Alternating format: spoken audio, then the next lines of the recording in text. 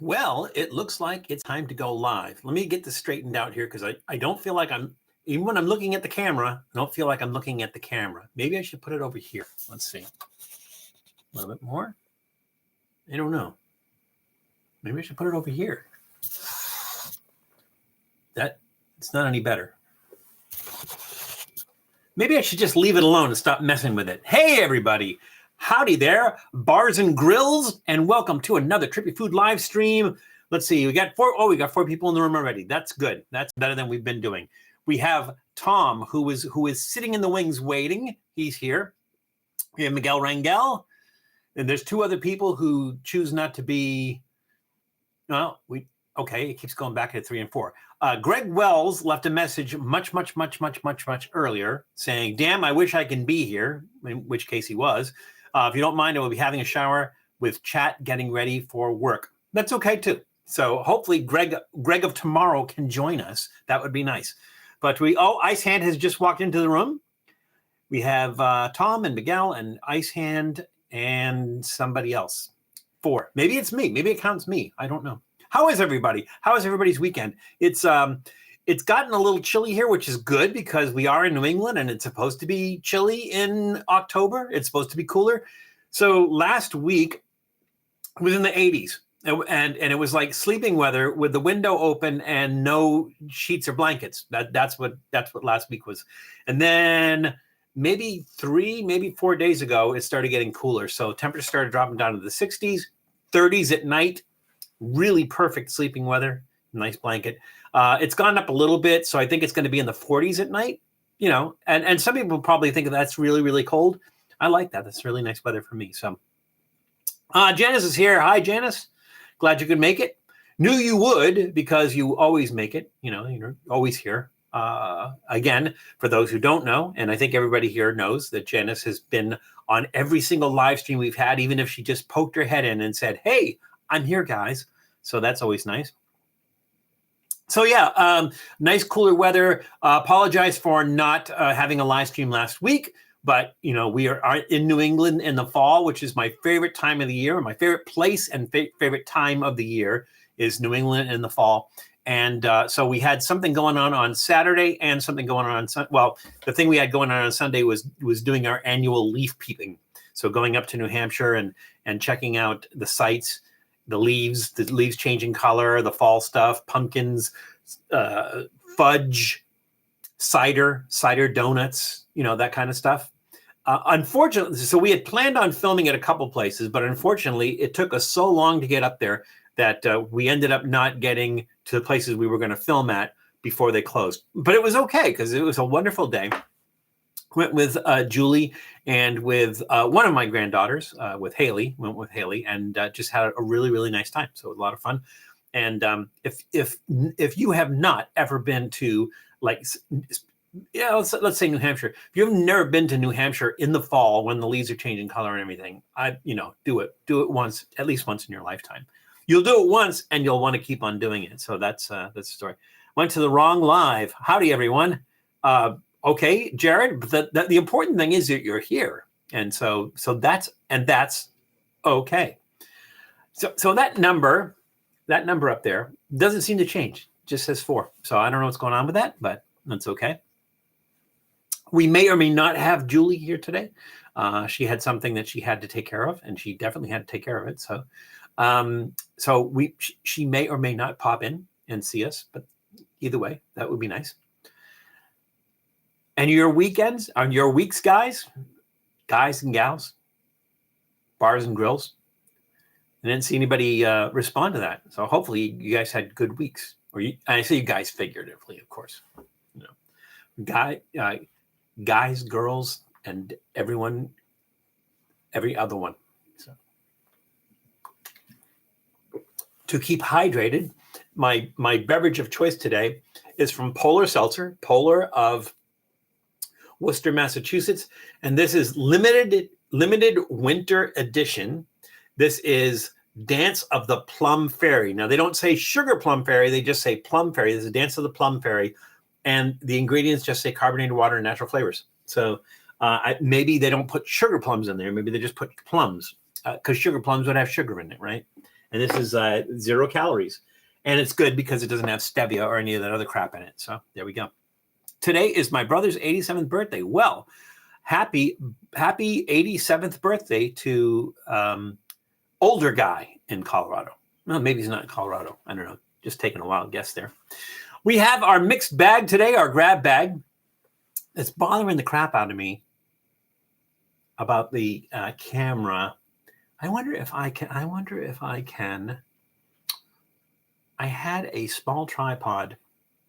Can I use a small tripod and put the camera on the small tripod so I'm actually looking at the camera when I'm trying to read stuff? I might be able to do that. Let's see. Hang on. Bear with me. I mean, there's not a bear with me. I have a selfie stick, but I don't think that's going to work. Let's see if I can put it on this thing without wrecking everything. I think, no, that's going to be upside down. Ooh, nope, that's not going to work. Well, maybe I should just not worry about it. I just feel like when I'm looking at the screen, which is right here for me, and you guys are up here, it's just not work. I need to get that down here somewhere, somewhere. Do I have another tripod I could use? I don't have anything that small. Please. You know what? I wonder if this would work. Let's see if this will work. That's too short. We have some time. It's okay. We have some time. In the meantime, you guys, tell me how your weeks went. And it's okay if it didn't go well. You know, we're all here for you. Well, I'm going to try this. I'm going to try this real quick. This may or may not work, but I'm going to try this. If it doesn't work, we can always put it back, right? That seems like it might be low, but that's okay. We're going to try this, guys. Older guy in Iowa. Okay. Well, you know, but he's just old guy in Iowa because if he was in Colorado, he'd be older guy. But since he's in Iowa, he can still just be old guy in Iowa. All right, let's see if this works. That does not work. That's worse. All right. So much for that nonsense. I don't know. We'll figure it out. So just forgive me and bear with me if it seems like I'm not looking at you because I'm, you know, if I look at the screen over here, you're up there, and the chat is over here, and you know, so whatever. Newest part of Virus Crossing has been posted. Did you post it, Tom? Because I was listening to it the other day, and it got to the part where everyone got into the town. So Myers Crossing, for those who don't know, is Tom has another channel called I guess the old guy radio players. What is the actual name of the channel, Tom? I think it's Old Guy Radio Players. And Tom does these 1940s radio shows. So it's the type of shows that you would hear if you were in the 1940s and you were listening to the radio. You would hear these types of shows. And so Tom writes these, and then there's a cast of characters that participated in. I'm one of those characters, so I participate in that as well, and I do some of the voices for that. It's a lot of fun, but he goes all out in giving it that whole 1940s vibe. So it's a lot of fun. There's several shows. There's, of course, the George and Pudgy show, which is sort of like a honeymooners kind of thing. These two brothers, George and Pudgy Coinbridge, and I'm Pudgy, of course, because I'm Pudgy. I'm Pudgy Coinbridge in that one. And then there's Myers Crossing, which is kind of a Western, but, you know, maybe like a Gunsmoke kind of thing. And there is Mason Jennings, and Mason Jennings is a detective story. Really good, and a lot of fun to work with other people who are doing it and everything. Again, and this is on Tom's other channel, which is Old Guy Radio Player. Yeah, the Old Guy Radio Players. Tom put up a link for it right there. So when you guys get a chance, check that out because it is a lot of fun. And you don't have to focus on looking at it, you know, because it's a radio show. So it's for your ears. It's a radio show on YouTube. which is not on the radio, but just pretend. If you have like one of those old cathedral radios in the corner, you could just turn it so the light comes on and just pretend that it's coming out of there, or rig it so that it comes out of the speaker. The hell was that? It was a clicking noise. It almost sounded like something electrical, like a capacitor popping or something. That's not always never a good thing. Hey, Nashies is here. Welcome, Nashies. Glad you could make it. I was going to say this is a good time to check out other people's channels, but all the people in the chat are people with channels. Tom, old guy in Colorado, Janice Yamanaka, Nashies. But we'll cover that at the end when there's people here and stuff like that. So again, we have a grab bag today. Today's grab bag. Today is a Halloween grab bag. I know it's not Halloween. I know we got a couple of weeks left, but I was kind of in the Halloween spirit, so we have kind of a ghosty Halloween bag, and this is from Michael's, which has nothing to do with food or travel. Michael's is like an art supply store, craft store, hobby store. I don't know how else to put it. But our grab bag today is from Michael's. Let's see. I'm in New York this weekend and couldn't get the Patriots game. Well, hang on. So I don't really follow, so I'm not sure. Are the Patriots in New York playing against New York today, this weekend? I don't know. Like I said, I don't follow it. If I went to a Patriots game here in Massachusetts, it would be here in Massachusetts. Where is that? Gillette Stadium, which used to be Foxborough Stadium in Foxborough, Massachusetts, which I think is very close to Rhode Island. I have never seen a football game there. I have seen 2 concerts. I saw the first Who's farewell tour. Yeah, exactly. The first Who's farewell tour. I saw that at I think back then it was Foxborough Stadium. Now it's Gillette. And then I saw New Kids on the Block. I took Julie to see New Kids on the Block. She was a kid and loved New Kids on the Block, and I took her to see New Kids on the Block. We were around the 50th yard line. So, I think that was probably the last time I went to Gillette Stadium. So did see 2 concerts there. Never saw a football game. I only seen 1 NFL game my entire lifetime. And it's not like I'm going to be keen on buying tickets to go to a sporting event, but like other people would. So I was living in Austin, Texas. I had the company I was working for had a conference in Dallas, Texas.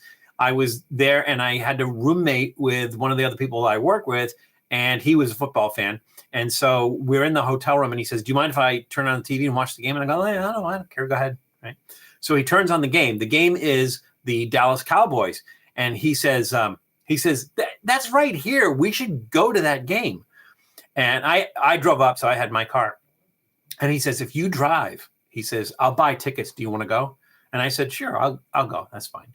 And I think we bought tickets from the scalpers outside, $20, nosebleed section and everything. But watching the game, I kind of felt bad for him because, like I said, not a big sports fan, know nothing about the game. And I just was probably asking him questions the entire time. And so, like I said, did feel bad for him. I'm going to move this up a little bit. I think I can do that. I think I can move that up a little bit. That's better. Yeah, that's better. Oops. Did not mean to do that. All right, I'm gonna position that right there. I'm gonna pop the chat out.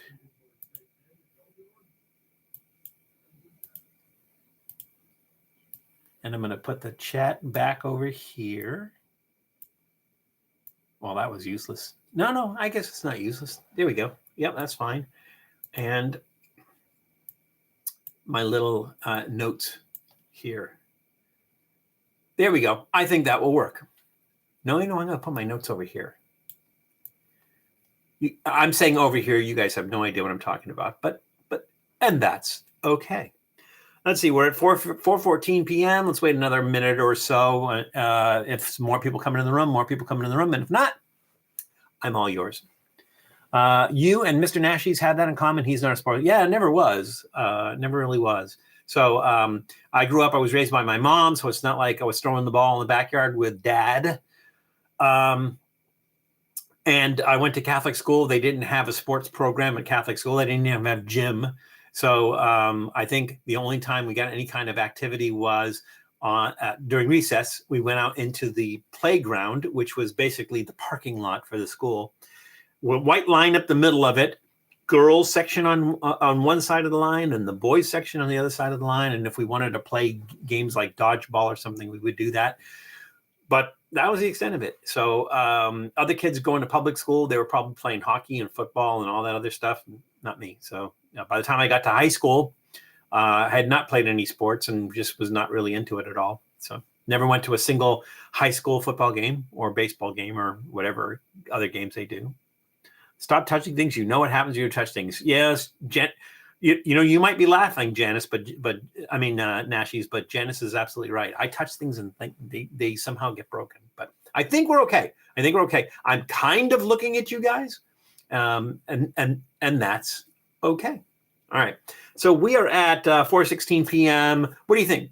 We guys ready to get started? We got 7 people in the room. That's good enough for me. Hey, if 2 people showed up, that's good enough for me. I'm here for you, and you are part of our community, and I thank you for taking part of your Sunday/Monday morning. I think it's either Sunday or Monday for everybody here. I thank you for taking time out to spend it with me. All right, so we do have some fun stuff today, and so let's start with our adult beverage. And yes, that does say Clown Shoes. So this just sounded really, really good. This is Clown Shoes Pumpkin Sombrero Stout, limited release. Pumpkin Sombrero, Mexican style chocolate stout with pumpkin puree. It is what is the ABV on this? There's a lot of like cartoons on that. See the little cartoons and stuff? A lot of cartoons on that. This is, just move that over a little bit. Every so often, a competitor reaches a pinnacle. When that happens, the only way to keep things interesting is to go unorthodox. So how about fighting against a giant pumpkin wrestler with an evil robot brain? I don't get what that has to do with beer. Let's see. Our mission to produce beer without pretension while being free and a little crazy. Oh, this is 7%. 7% ABV. So Uncle Val may get a little tipsy, depending on how much of this I drink. Those of you who are, what's the word? I guess like aficionados of Marvel Comics. Who does that pumpkin look like? Tell me who you think that pumpkin, that wrestling pumpkin right there. Who does that pumpkin look like? So again, this is Pumpkin Sombrero Luchador Series, Mexican-style chocolate with pumpkin puree. Just sounds really, really good. Clown Shoes Beer was founded in 2009 by Greg Berman in Ipswich, Massachusetts. So as long as we're talking about let me try that again. As long as we're talking about Ipswich, Massachusetts, our question of the day is, what is Ipswich, Massachusetts famous for? What is Ipswich, Massachusetts famous for? Hey, Grub Warp. You're early today. You get to see everything. That's nice. Did the blob take place in Ipswich, Massachusetts, Icehand? I mean, I remember much of the movie. Was it like a New England coastal town or something like that? There's a little hint for you. Ipswich is on the coast. The Massachusetts coast. All right. I hate pouring out of a can. I don't like it. I just don't like doing it. Ooh, that's a nice dark color. It's pumpkin puree. You would think it'd be like orangey, but it's really not orange. That orangey.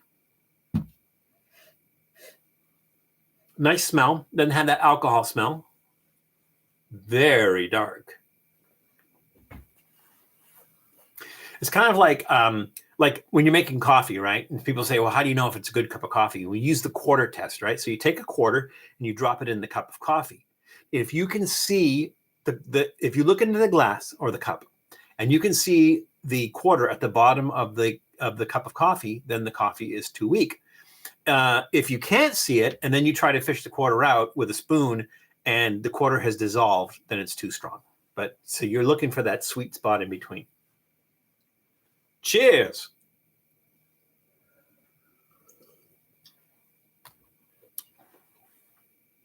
That's lovely. It's very sweet. It's almost like kind of stout you could drink for dessert. I would make a good beer float, I think. I wouldn't go with anything crazy. Maybe if you had pumpkin flavored ice cream would work. Otherwise, I would just go with like a vanilla bean and make a nice beer float with that. That is really, really nice. And usually, like when you're at 7% ABV, that's two percentage points above what's a typical beer is going to be about 5%. This one's 7%, so it's about 2% more than typical.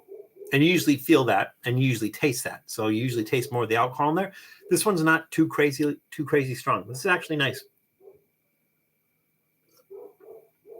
That is a nice fall beverage. Again, I think that is like a wine you could. I mean, a wine. It is a beer that you could drink after dinner. It's really, really nice. There's a little bit of sweetness to it, kind of a graininess, like a graham cracker kind of flavor to it. And yeah, that's going to get the thumbs up from me.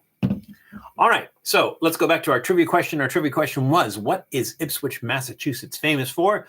Ice Hand said the blob. I don't know that that's incorrect. The jury is still out on whether the blob was took place in Ipswich, Massachusetts, in which case that would be famous for that. Tom, old guy in Colorado, says the Chowder Fest, and Janice says clams. Yeah, you're both kind of right, but very, very specifically fried clams. They're very, very specifically Ipswich, Massachusetts, famous for its fried clams. And fried clams are made with Ipswich clams.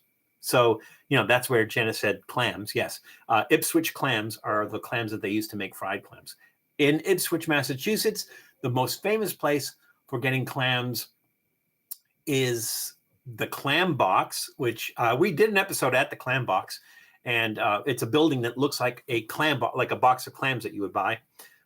That is probably the most famous place in Ipswich that makes fried clams. But the fried clams were not invented in Ipswich, Massachusetts. They were invented using Ipswich clams, but not in Ipswich, Massachusetts. They were invented by Woodmans of Essex. I think it was 1916 that fried clams were invented. So, I love fried clams too, Tom. So what turns a lot of people off about the fried clams is they do the whole clam. So it's the neck and the bellies. And the bellies are like, the innards of the clam. And some people don't like that. And so they like the clam strips. So I think, if I'm not mistaken, Howard Johnson's were the first ones to do clam strips. And so basically they took the neck of the clam, the meaty part of the clam, chopped it up and then breaded it. And they called them clam strips. So some people like clam strips because it's just like, it's the chewy part of the clam, the meaty part of the clam, but they don't get the kind of innards there. That's the sea, the brinish, whatever you want to call it, the innards of the clam, and some people just like those. So I don't know. Well, let me ask you guys, especially since I don't think anybody here is from like Massachusetts or New England. So let me ask you, what is your experience with fried clams? Have you had fried clams? Have you had the whole fried clams?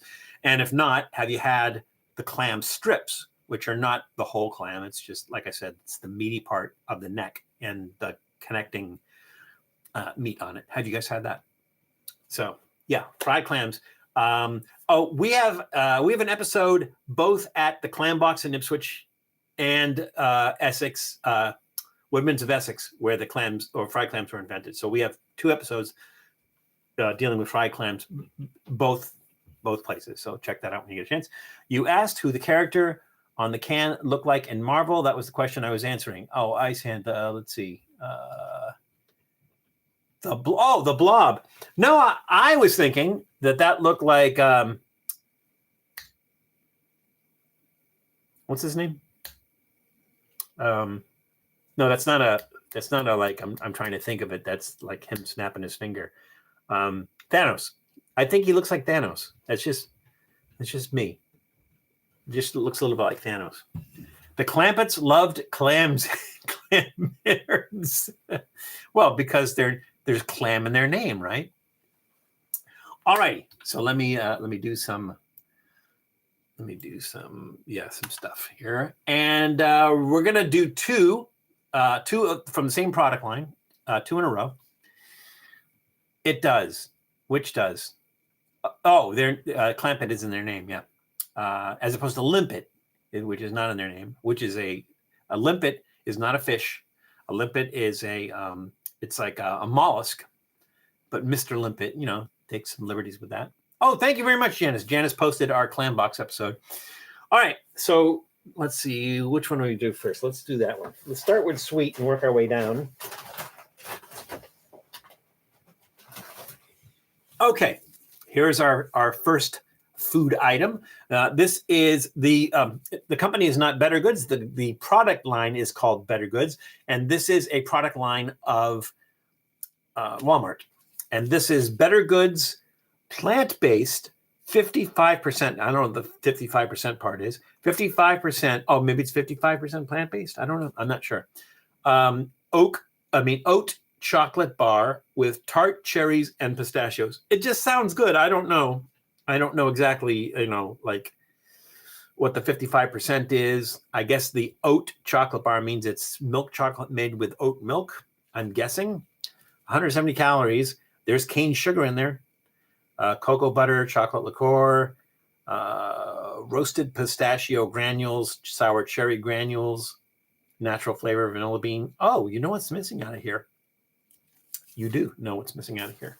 Oh, and thank you, Janice. Janice posted the Woodman's of Essex, where the fried clams were invented. Posted that episode as well. All right, so this is oat chocolate bar with tart, cherries, and pistachios. And again, this is a product line of Walmart. Bettergoods was introduced in 2024. Walmart was founded in 1945 by Sam Walton in Bentonville, Arkansas, as Walton's Five and Dime. So as long as we're on the subject of Walmart, let me ask you this question. Where is the world's largest Walmart? Again, where is the world's largest Walmart? Or Wally World, as we like to call it. Walters, some people call it. Ooh, that piece is already broken. I think I'll start on that end. Where is the world's largest Walmart? Where is Walmart? Sounds like where is Waldo?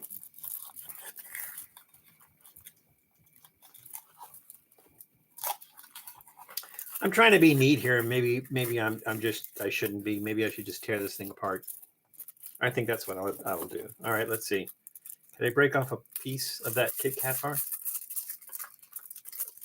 There we go. Little leaf on it to show that it's green, I suppose. Oops. All right, let's try this.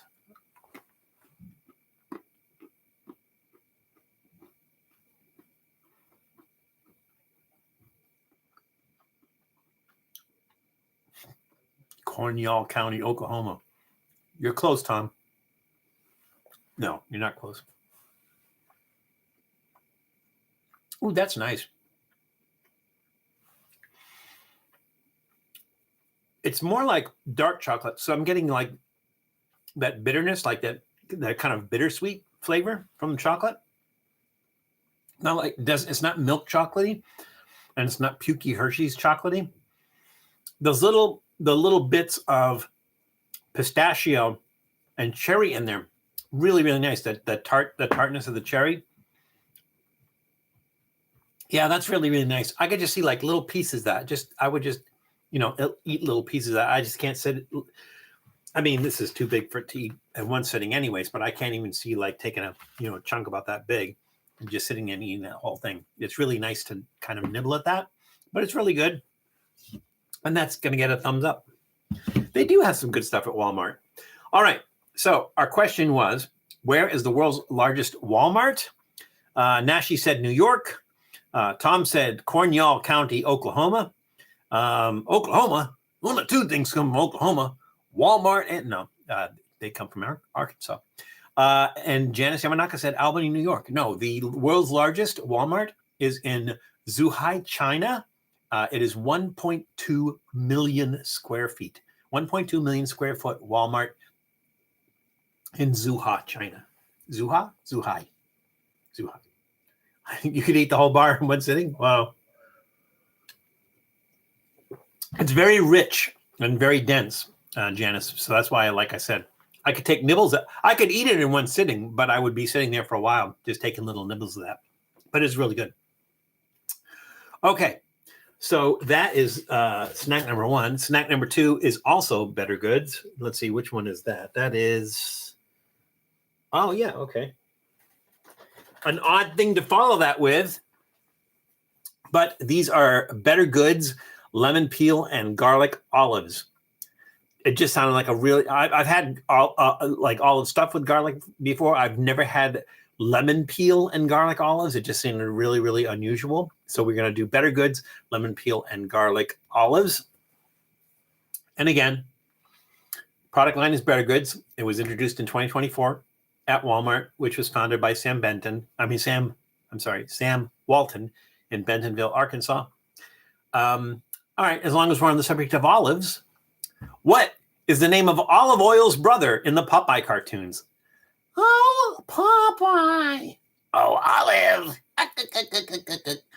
What is the name of Olive Oil's brother in the Popeye cartoons? I like tart cherries too, Nashies. Janet, oh, okay.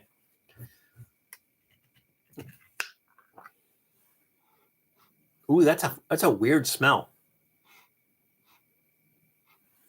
I'm getting the olive smell.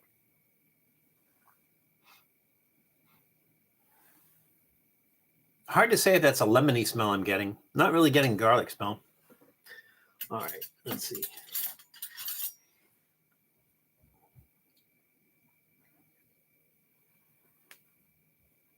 And as you can see, that one was on clearance.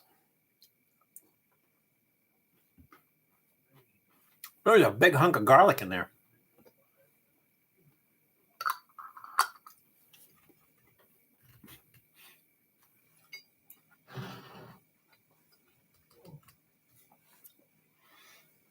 Tom, no, not car oil, motor oil.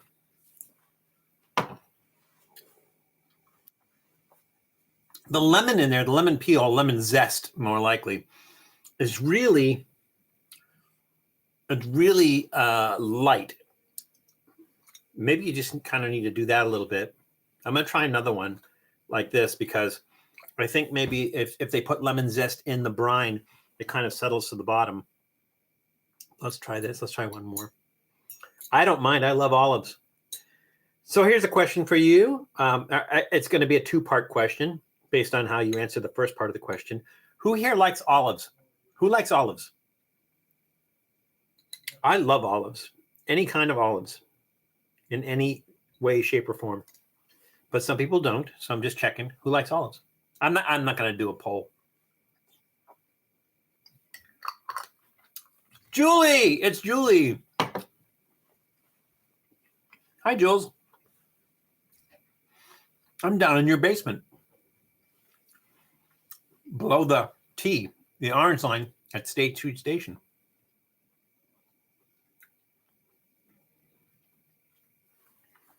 The lemon part of it is really, really kind of faint. You more get the citrus of the lemon flavor, more so than lemon flavor. But again, I love olives. Those are really nice. Those are a thumbs up. So the question was, if you like olives, do you like pickles? Because usually it's like people who don't like pickles don't like olives.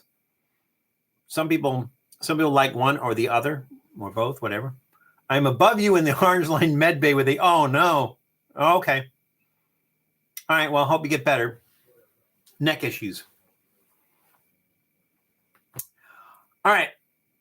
That's a thumbs up. I like that the lemon zest in there is just really kind of faint. It makes its presence known without being like overpowering and like puckling, you know. All right, so the question was, what is the name of Olive Oil's brother in the Popeye cartoons? And the answers were, Tom, I'm going to change yours from car oil to motor oil.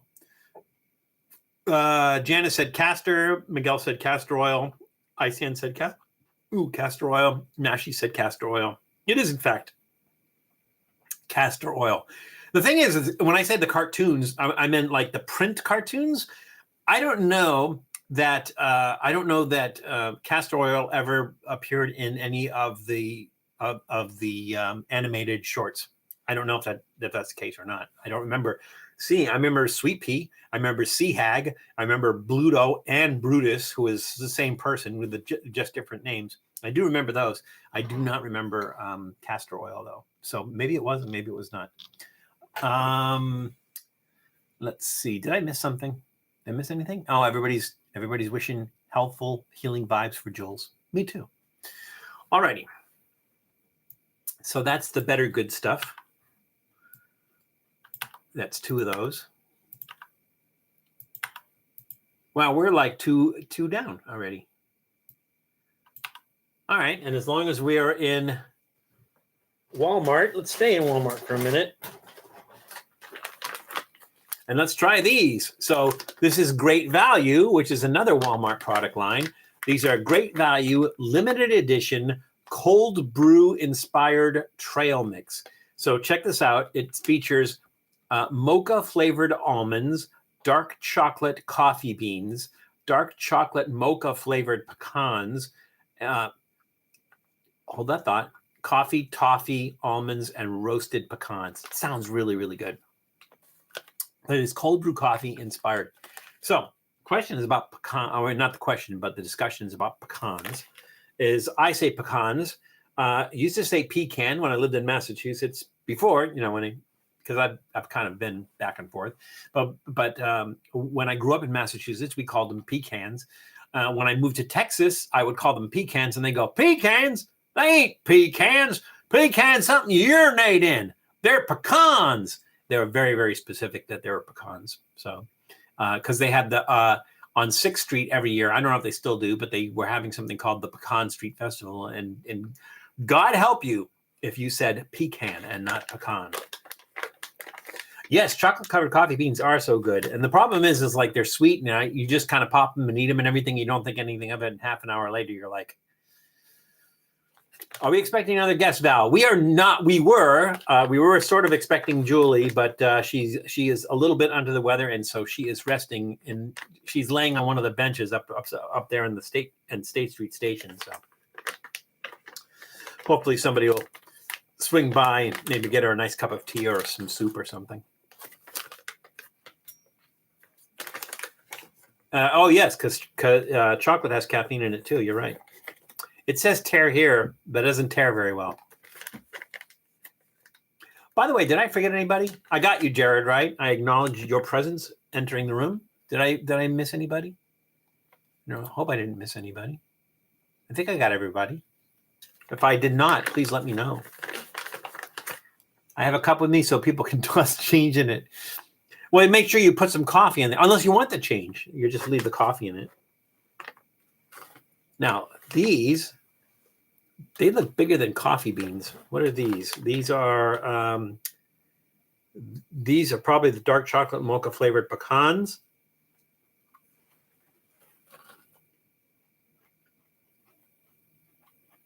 You're getting all chocolate and no pecan flavor. Oh,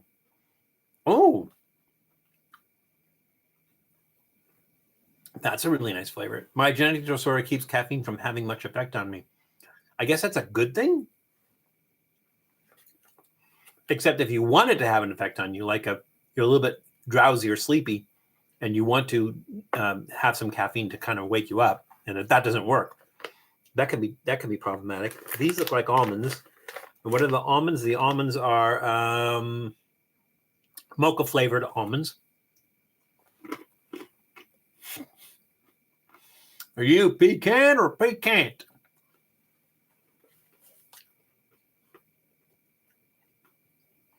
Those are really nice. Dark chocolate coffee beans. Now those are going to be little round ones, I think. See if we can. Oh, yeah, there we go. There's a dark chocolate coffee bean, which is not a bean. It's a seed, not a bean. A bean is a legume. They don't grow the same way as coffee beans. Coffee beans go on bushes / trees. Depends on how tall they get, I suppose. Has anybody here I have not. I would love to, but has anybody here ever eaten coffee cherries?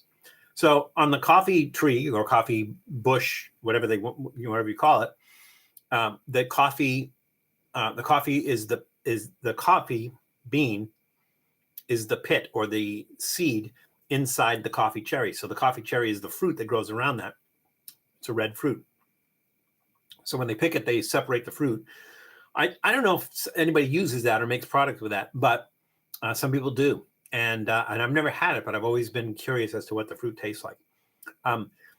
The fruit apparently tastes good because there's an animal called the palm civet, and in the coffee plantations of Indonesia, the palm civet lives in the plantations, and he eats the coffee beans because he eats the coffee cherries because he likes the flavor of the coffee cherries. And what happens is he can't digest the coffee beans, so the beans pass through its system. And when it passes through its system, the enzymes in the palm civet's digestive system act on the beans and neutralize the acid in the beans.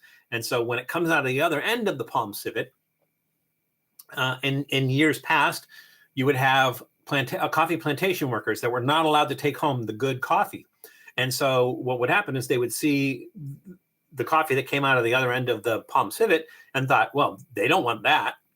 So they would take that home, they would clean it, they would roast it, they would grind it, and they would make coffee. And they found that it was the best cup of coffee they ever had because the enzymes in the palm civet's digestive system neutralized the acid in the coffee. So it made it for really, really smooth coffee. Well, once the coffee plantation owners found out about this, they go, hey, this is better than coffee. I mean, we can make a lot of money on this. And so this was probably, I'm going to say, maybe 20 years ago.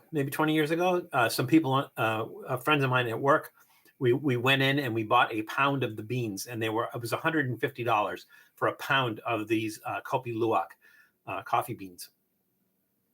We started with a new coffee machine. We made sure we used distilled water. We used used cups that we only washed out with water, did not use soap on them or anything. It was the most amazing cup of coffee I've ever had in my life. It is so smooth, no acid. It was really, really good. And I think between us all, it worked out to about $5 a cup of coffee, which is what you're going to pay. It's like Starbucks anyways. No, we're talking about it like a coffee cup sized cup of coffee. But it worked out to be about $5 per cup of coffee, which isn't really bad. So yeah. Did I get everything? Let's see. Pecans, coffee, toffee, almonds, and roasted pecans. The roasted pecans are just roasted pecans, and they're just sitting in there like that. I don't see the coffee, toffee, almonds, but I'm not sure what those would look like.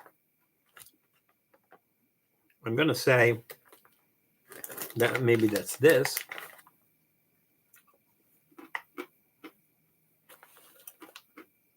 The nuts are chopped, so get a little reach in every bite.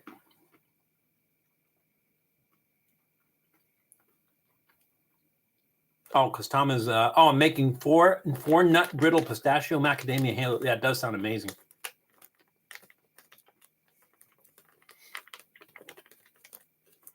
Did he say he was recording it? It's really yummy. Nuts are chopped. He didn't say whether he's recording it or not. Oh, I might do this, Jan. It's a good idea. Okay. I would have thought, Tom, you're doing something unique and delicious like that you would have been filming that. But you should, because that sounds amazing. It really sounds amazing.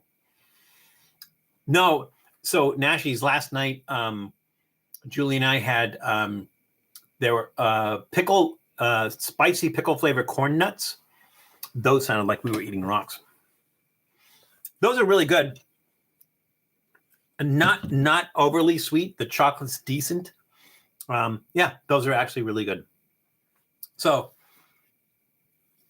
did I ask the question? I did not ask the question. I'll ask the question now because we were talking about great value. What food? Here's a current events question. What food was recalled earlier this year? What great value food was recalled earlier this year for possible cesium-137 contamination? Again, what food was recalled earlier this year for possible cesium-137 contamination? All right, let me move that aside. I want to kind of put things in the same place because I always forget. And then when I go to make I forgot a bowl to make goût mélange. I may have to make it in something else. We'll figure it out. All right. Is that 4? That was 3. 1, 2, and the chocolate. That was 3. All right. This one's weird. And Julie's probably happy that she doesn't have to do these.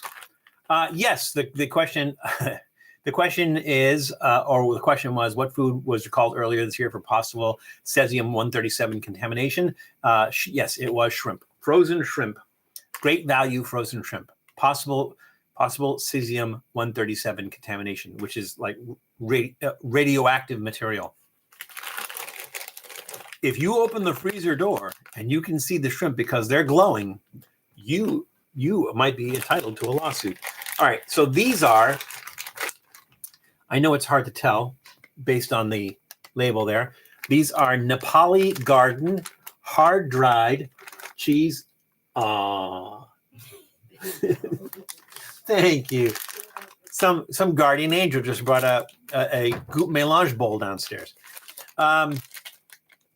These are Nepali Garden hard-dried cheese candy. Hard-dried cheese candy. This is a product of Nepal. Now, what is hard-dried cheese candy? So this is also called Trippy. That's Chhurpi. I think it's pronounced Trippy, which is the name for hard-dried cheese. It is a dried cheese made from yak's milk. The yak's milk is turned into curd and is kept at room temperature for 2 to 3 days. Once the cheese is made, it is sliced and left to dry in the sun or dry in the oven on low heat. This type of Trippy becomes very hard and lasts up to 4 to 5 years. I don't know that there's no expiration date on this. I don't think there's an expiration date on this. Best before 24 months. Not helpful. Okay, so these are made from yak milk. They're talk about eating rocks. These are literally like eating rocks. But these are made from yak's milk. So as long as we're talking about yak's milk, so let's ask a question about yak. In which country did the yak dance originate? And I can't do the yak dance for you because I was born with a dance deficient gene. But in which country did the yak dance originate? All right, let's get this thing open. Not the bat dance, the yak dance.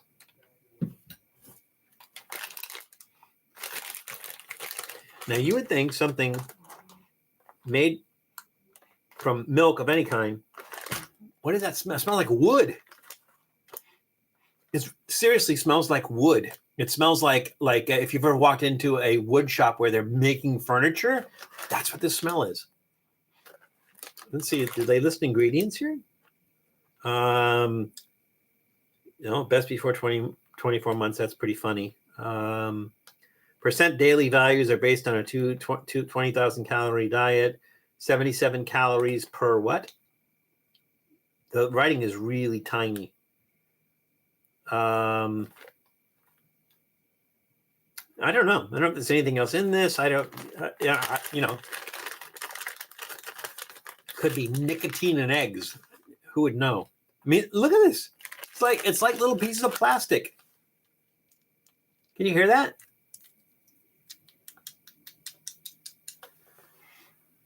All right, let's give this a shot. Hard-dried cheese candy. Oh my God. I can't even eat that. It's literally like plastic. Let's see if we get some cheese flavor out of that. Maybe you need to reconstitute it. Maybe you're not supposed to eat it out of the bag. Maybe you're supposed to cook with it. But it does say hard-dried cheese candy. What else would you do with that? It does not reconstitute.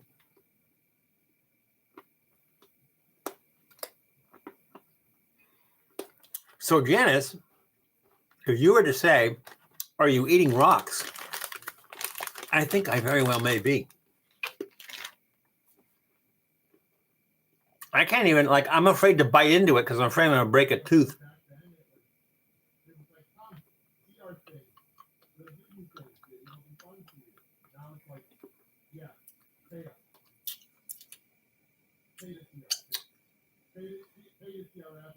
That weird.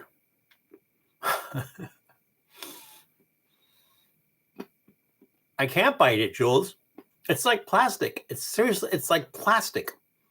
It's like eating a piece of plexiglass. It doesn't break down at all. Maybe you're just supposed to suck on it and you're supposed to eventually get yak milk flavor. I don't know if it ever gets to a point where somebody look that up for me. See if you're supposed to soak it in something or use or make something. We should have researched how you're supposed to eat it or prep it. Yeah, I think so, Jules. If I'm not mistaken, I want to say we were in the International Food Store and one of the girls, one of the grand girls saw this, picked it up. I thought, that looks interesting. Not break down at all. We can't put it in the goop. How can we put it in the goop when we can't even eat it?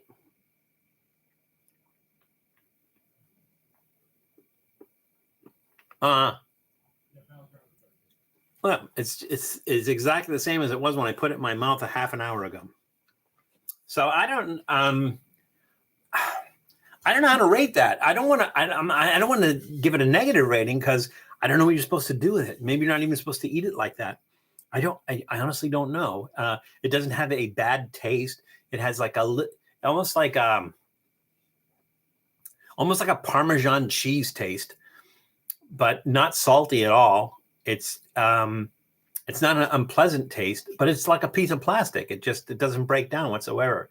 I'm going to give it a thumbs up. I'm going to give it a thumbs up only because it has a very, very mild flavor, which is, it's not offensive at all. The flavor is not offensive at all. But it's really interesting and unique in that you can't eat it. Really interesting and unique. I don't think you're supposed to swallow it. I can't imagine, with the sharp edges, you're supposed to swallow it or anything. I have no idea. I don't know. Maybe you're supposed to put it in water or something. I honestly don't know. But it's really interesting and really weird and probably is not going to go into the goop melange, but still, thumbs up just because. See that sign back there? Back there? It says Trippy Food. Well, that is Trippy Food. All right. So the question was, in which country does the yak dance, did the yak dance originate? Tom says Yakatoa. Yes, Yakatoa, east of Java. Nashi says Wowza, but I think it was like a wow, as opposed to, the place called Wowza. Nobody else really answered that. The yak dance originated in India. India is where the yak dance originated. I don't know what the yak dance is. I've never seen the yak dance, but I just know that it did originate in India. You're supposed to leave it in your mouth to soften and chew it for hours. Well, we don't have hours to chew that because we have other stuff that we're supposed to eat. But I will try that later on. It probably is really good because it probably keeps you from snacking. You take a piece of that, you put it in your mouth, and it's going to stay there for hours, and it's going to prevent you from snacking. There's probably a benefit to that. Or soak it in hot water overnight. Well, we'll have to do that. That's okay. You're supposed to let it softly soften in your mouth. Softly, slowly, yeah, like over a period of days maybe, or microwave it for a few seconds at a time to make it puffy. All right. I think what we're going to do is, I think we will film a short with the rest of this and try to figure out how to eat it and try some different ways to eat it and do that. But I'm not disappointed. I'm really not disappointed. It's because, like I said, it's really different and interesting and unique. Dairy makes me phlegmy, so it would be like a reverse cough drop, but it doesn't really taste dairy. Also, it is yak milk, and it may be different. Like, for instance, I can drink goat. I'm lactose intolerant, and I can drink goat's milk with no problem. Camel milk. What other milks have I had? Horse milk. I've had horse milk, and they don't bother me. But cow's milk, for some reason, does. And yeah, I've had goat milk right out of the goat. So my friend Anshu, I was at his ranch one time, and he had a goat that he was milking, and he says, Valentino, do you want some goat milk? And I said, yeah, sure. He goes, put your face down here. So I bent down, and he just gave a little squeeze of that right in the mouth. Body temperature goat's milk. It was delicious. It was some of the best milk I ever had. All dairy makes me phlegmy. Yeah, I don't know this would make you phlegmy because I don't know. I'm not sure. Alrighty, I think that's our first 4 snacks. How are we doing time-wise? Oh, we're doing great. We're at the top of the hour, which is where we should be. So we are doing just great. Let me do some housekeeping here. Housekeeping.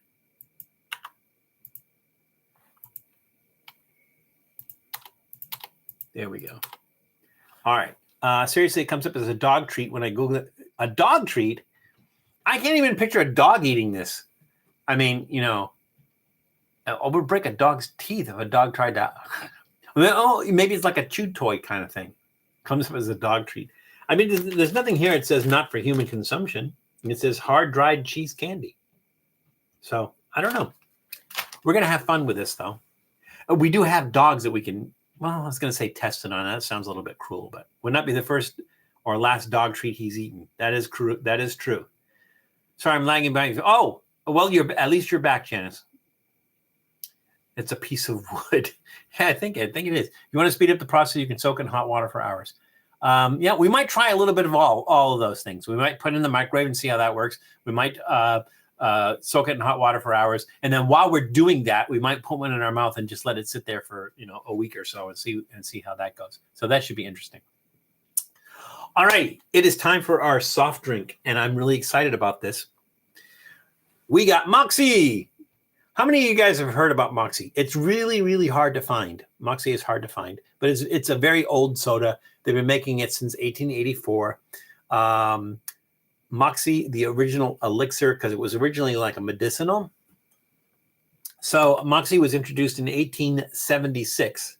This one says 1884 by Augustine Thompson as a patent medicine called Moxie Nerve Food in Lowell, Massachusetts. So again, regional thing.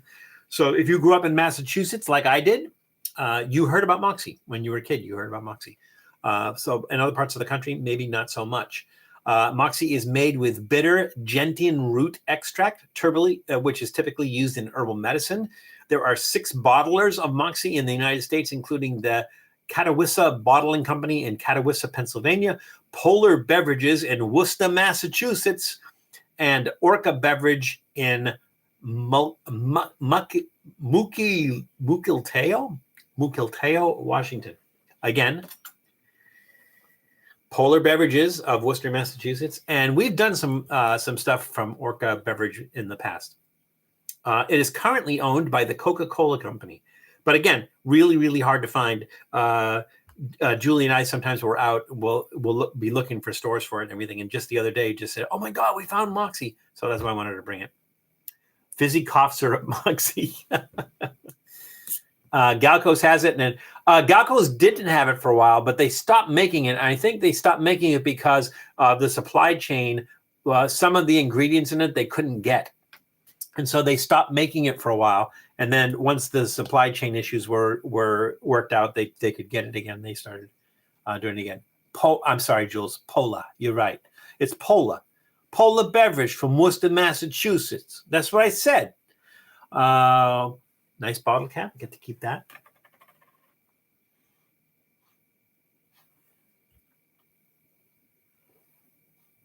Hard to say what that smell is. It's almost like a sarsaparilla smell. Let's see where to do my glass. Here we go.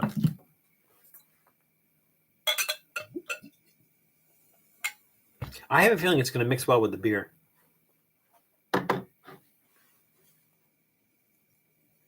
I've had Moxie before. I remember it being a bitter kind of soda. Well, we'll see.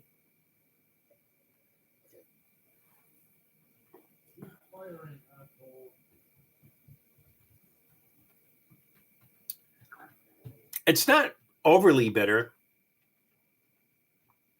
but it's definitely more bitter than a typical soda. It's almost like a sarsaparilla flavor.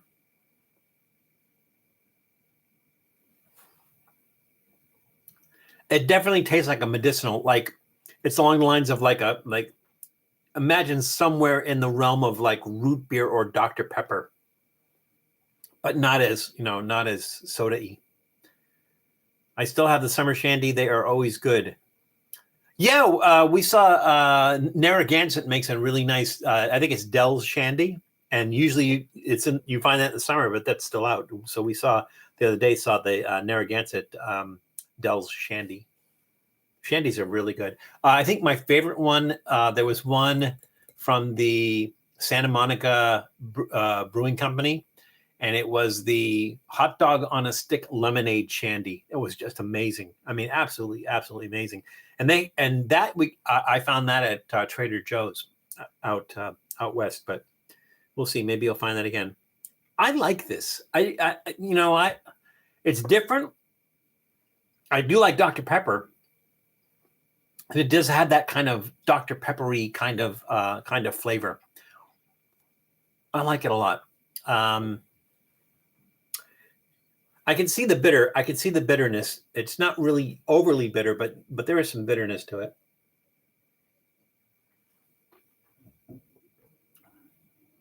Yeah, that's really good. Now, I will say that they do have a Diet Moxie, and hopefully that is not used stevia, because I can't imagine the chemical taste of stevia mixed in with the Moxie would probably be absolutely horrible. All right, here's what we're going to do.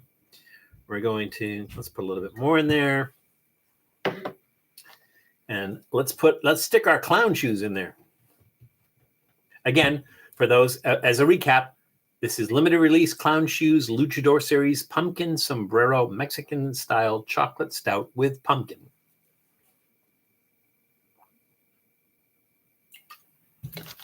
At a whopping 7% ABV.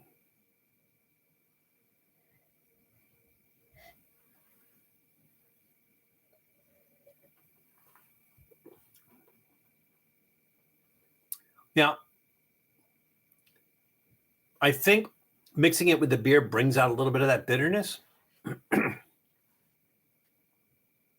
Ooh, there's a weird aftertaste that doesn't taste like it comes from either one of those.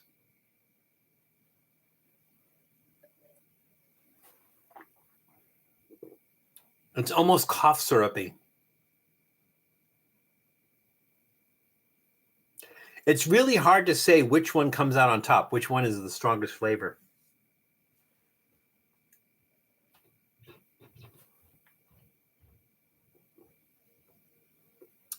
You definitely get that almost herbal. Ooh, no, that's. You know what it tastes like, and you guys tell me if you have a reference point for this. Have you ever had the Whorehound lozenges for your throat? Anybody know what I'm talking about? Whorehound lozenges. H-O, is it H-O-R, Whorehound? H-O-R-E-H-O-U-N-D, I think. I think that's the spelling. Whorehound. That's what these remind me of. They were combined. It reminds you of the Whorehound lozenges. They're not great, but they work great.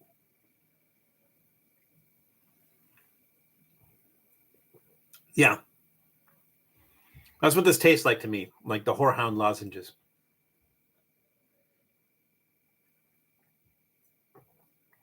That Whorehound.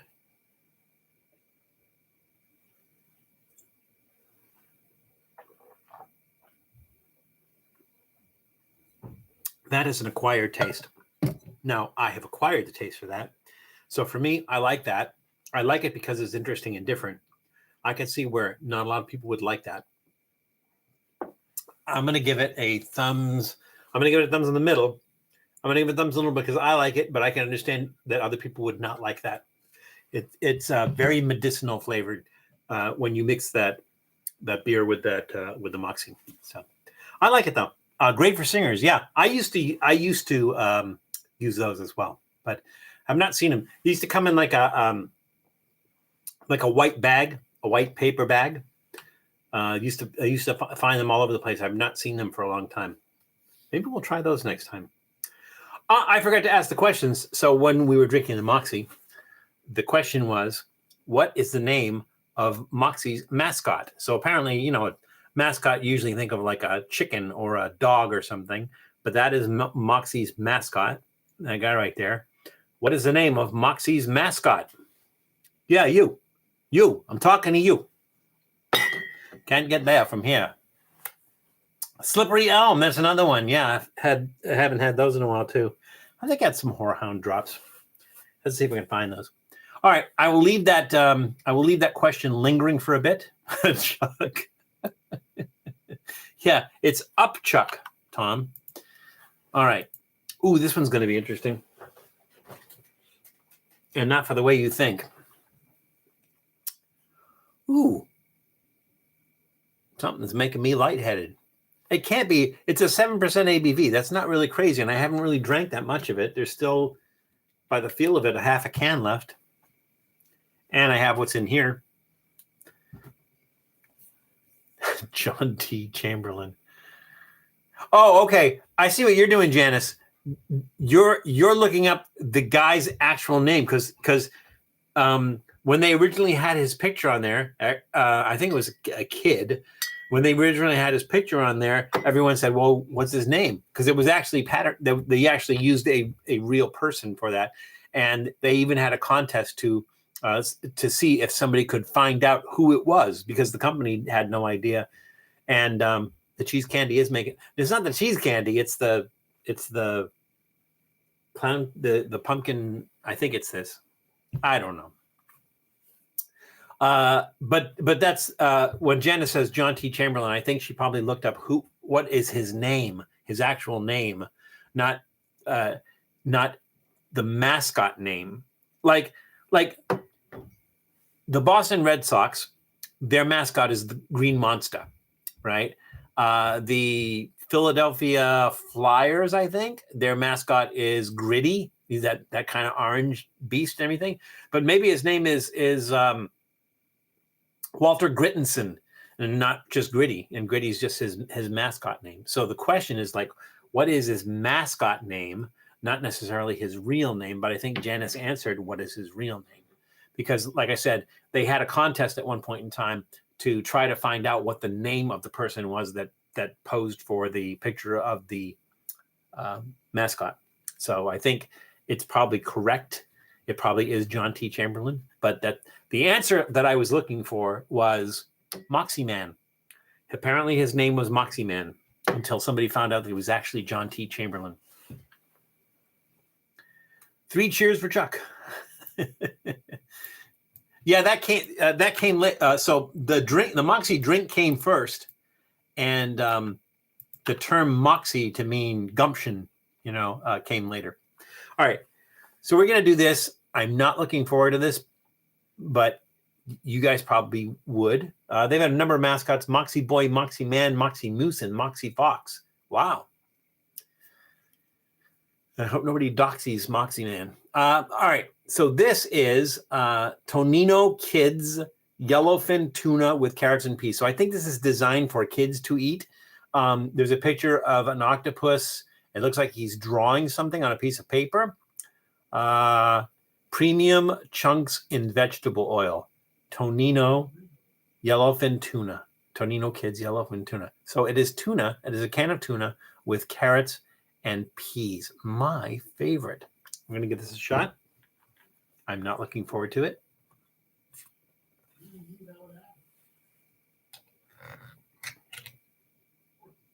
I'm seeing only carrots and peas. You guys see that? Look at that. I'm just seeing carrots and peas. I'm smelling tuna, and I'm not seeing tuna. All right, let's see. Let's use the fork for this. And may God have mercy on my soul. All right, since this is a can of tuna, the question is, If you ask any tuna you happen to see, what will they say the best tuna is? If you ask any tuna you happen to see, what will they say the best tuna is? This is weird. And it looks like the texture of the peas and the carrots is like mushiness. It's kind of reddish. Maybe it's orangey from the carrots. Let me get some carrots and peas on there because I hate myself.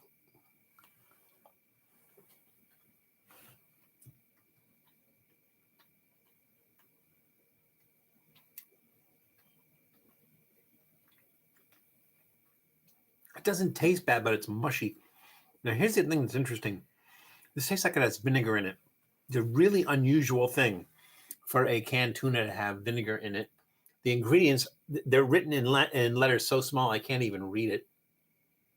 Yellowfin tuna, carrots, peas. I'm definitely tasting like something that tastes like vinegar. It makes it really interesting. And it tastes like an artificial sweetener too. It says trace this tuna. So like this tuna apparently is lost. I'm not going to trace it because they're going to find out that I'm eating, a family member or something. What am I going to give this? I cannot let my bias about not liking carrots and peas, I cannot let that stand in the way of giving this a good review. It's really interesting. It's interesting in that it has a vinegar taste to it, which these typically don't. Even the ones like in olive oil, they typically don't have that vinegar taste. This is for kids, though, which is a little bit odd. The peas and carrots are mushy, and that's not a good thing. I'm going to go ahead and give it and again, this is from me, a person who doesn't like peas and carrots, but assuming that somebody who likes peas and carrots would probably like this. I'm going to give it a thumbs in the middle, trending upward. Thumbs in the middle only because the texture of the peas and the carrots. If it had a little bit more teeth to it, I think it would be nice. But the fact that it has vinegar in it, or like something vinegar tasting, that's why it goes up a little bit higher. So thumbs in the middle, trending upward on that one. So our question was, if you ask any tuna you happen to see, what will they say the best tuna is? So let's see. Miguel Rangel said Starkist. Nashi said Starkist. Janice said Chicken of the Sea. Tom said Starkist, Charlie Tuna. Julie says Charlie Tuna. And then he says, yes, Chicken of the Sea. But Starkist was Charlie Tuna, not a Chicken of the Sea. Let's see. I think that was it. It is, in fact, Chicken of the Sea. Now, the reason that I worded it exactly the way I did was because there used to be a jingle. So Chicken of the Sea used to have a jingle that says, ask any tuna you happen to see, what's the best tuna? Chicken of the Sea. So that's why I asked it exactly like that. If you ask any tuna you happen to see, what's the best tuna? Chicken of the Sea. Now, I've seen a tuna, and I did ask him what's the best tuna, and he swore at me because he was gasping his last breath, breathing it out on the deck of a ship, and he was not happy about that. So he was just disregarding my question, saying like it's not important right now because like I'm laying on the deck of a ship suffocating. So yeah, there we go. Let's see. Peas and carrots is what movie TV extras say to each other if they're in the background of a cafe scene. Funny story, Ice Hand. I was an extra in a movie. And the reason I was an extra in the movie was because my friend Earl, who was an actor, he's also the piano player for for Johnny Cash. He was the piano player for Johnny Cash for 20 some odd years. But he was also an actor, and he's been in a bunch of different things. And so he was in this movie that was being filmed in Austin, Texas called Screen Door Jesus. And he had just had like eye surgery, and he asked me if I would help him out. So he says, "Can you drive me down to the set?" Because the set was about an hour out of Austin. He says, "Can you drive me down to the set, and you can hang out? You can hang out with me. I'll just tell them you're my assistant, so you can just hang out with me." And I'm like, "Yeah, sure." So I gave him a ride down there, and I was just kind of hanging out. And then this woman walked up to me, who I found out was the casting the extra casting director, I guess. Is that thing extra casting extra? I don't know. The person who casts extras said you got a great look. She said, would you like to be an extra? And I said, well, it depends. If Earl doesn't need me, and I looked at Earl and says, do you need me? She's asking if I can be an extra, and he says, no. He says, I'm good for a while. He said, you want to go do that? Go do that. So like, okay. So I was an extra in this movie. So I sat with a bunch of other extras. Now these people were like professional extras. So these people, they did it a lot, and they wanted to start getting recognized for what they were. They were into their craft. They really loved what they did. And me, I was just there because my friend Earl was acting in the movie, and I was helping him out. So that's the only reason I was there. And I had some spare time, and so I said, yeah, I'll be an extra. Why not? So I kind of felt bad because here I was just going like, yeah, I'll do that. Okay, sure. And they were like, this was their life. This is how they were going to make it in show business. They were going to be an extra. So I think I ended up in 2 scenes, maybe 3 scenes. No speaking roles, of course, because that's the thing about it being an extra, and I did get paid for it. But so there was one scene that took place in the bar. And so when you're in the bar, you can't talk. Even though there's noise in the background, there's music playing and everything, there really isn't any of that. So they want to be able to hear the dialogue from the principal actors. And so the people who were the professional extras said to me, so here's what you do. When you go in there, just say rhubarb, rhubarb, rhubarb, rhubarb, right? And I'm like, why would I do that? And they said, well, so it looks like you're actually saying something. And I said,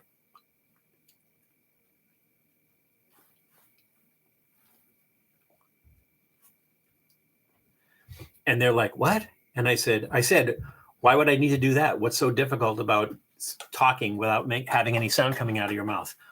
And they were just like shocked. Like, why would you do that? Why would you just not say rhubarb, rhubarb, rhubarb? like, okay, it is what it is. So everybody's sitting there patiently waiting to get called. And then they called me. They said, okay, we need you. You're going to be in this scene, and we're going to tell you what you're going to do. And then they called some of the other extras up, and they were just going to be in the background. So again, it's this roadhouse. There's people sitting down drinking, whatever. And so they said to me, okay, you're going to be on this side of the room by the pool tables, and the principal actor is going to come in, and you're going to walk behind her and walk over to this table here where these 2 people are sitting, and you're going to start talking to them. All right. So as soon as you see her walk in, start walking across. You're going to walk behind her and walk over to this table. You're like, oh, okay, great. So before they started filming, I went up to the other two people, the ones that really, really wanted to do this. And I said, you guys want to be in the scene? Because otherwise they wouldn't be in the scene because they were sitting at a table, right? And the camera wasn't that low. So you want to be in the scene? They said, yeah. And I go, okay. So here's what they want me to do. They want me to walk over from the pool tables, walk behind the principal. When I get to the table, they want me to start talking to you. So when I walk up to the table, you know me, you recognize me from somewhere. You haven't seen me in a long time. So you stand up and give me a hug. So I told them to do that. I said, just stand up and give me a hug. You haven't seen me in a long time. So they did that. And it's like, hopefully, I don't remember whether they got in the movie or not. I haven't seen the movie in a long time. But I said, hey, you want to do that? Just stand up out of your chair, give me a hug, and you'll probably be in the shot. So that's my claim to fame. Well, and I was actually in the trailer of an Oscar-winning film. I was in an Oscar-winning film, and I was not only in an Oscar-winning film, I was in the trailer of this Oscar-winning film. Anybody know which one? Anybody know which film I was in? Oscar-winning film, and I ended up in the trailer of this Oscar-winning film. I will tell you that in a second. Let's get to our snacks. Okay, so the yellowfin tuna, thumbs in the middle, trending upward. Let me get this straightened out here. Okay. I just asked you a question. I completely forgot what I asked you, so I guess it's not that important. All right, let's get this out. Because you know the answer, Jules? If you're the only one that knows the answer, go ahead and throw it out there. All right, so this is from Knauss. Nobody else is answering, Jules. You might as well. Knauss. I'm not sure how you pronounce that. Knauss? I think it's Knauss. Yes, Julie is correct. I was in An Inconvenient Truth. Now, I know what you're saying is like An Inconvenient Truth. Where were you in An Inconvenient Truth? All right. At the beginning of the movie, no, I'm sorry. Yeah, so at the beginning of the movie, when Al Gore walks out, he walks out in front of the crowd and he says, I'm Al Gore. I was your next president of the United States. And everybody starts laughing and the camera pans across and then just is on me for like 1 second and then passes on. So I was in the trailer for An Inconvenient Truth. They just happened to be giving out passes for this movie. Nobody knew what the movie was or anything. This is like, we're gonna be filming something. We're giving out free passes. Do you want to do it? I'm like, yeah, why not? Got the afternoon off and ended up in An Inconvenient Truth. So this is Knauss. I'm going to say Knauss. Afhaberb. What is it? Afhaberb. Oh, so there's I think the BRB is be right back. Ha is after 4 kegs. Have to ask why. I'll be right back. I don't know. Do you have an IMDb? I do not have an IMDb. I think the IMDb database, they used to use the IMDb database for the Oracle of Bacon. The Oracle of Bacon used to use the IMDb database. Now, if you're wondering what the Oracle of Bacon is, the University of Virginia has something called the Oracle of Bacon. So if you've ever heard about the 6 degrees of Kevin Bacon, the assumption is that if you were in any movie, if anybody was in any movie, chances are they're at least 6 degrees separated from Kevin Bacon. So it's like, I was in this movie with this person, who was in this movie with this person, who was in this movie with Kevin Bacon. And the number of steps determines your Bacon number, right? So like Kevin Bacon's number would be 0. I mean, what would be 1? He was in a movie with himself. So his Bacon number would be 1. And so they used to use the IMDb database. And I think they ran into some sort of issue where they couldn't use the IMDb database. So they were rebuilding it separately. But the Oracle of Bacon, if you did a search, the University of Virginia Oracle of Bacon, and you could put in any name you wanted. And the surprising thing is you could take people from other walks of life. Oh, Jules, that's just IMDb? Are you saying I'm in there? What is the what is the link that you just posted there? No, you are in IMDb. Yeah, I am not in IMDb. What is your Bacon number, Jules? Do you have a Bacon number? What is your Bacon number?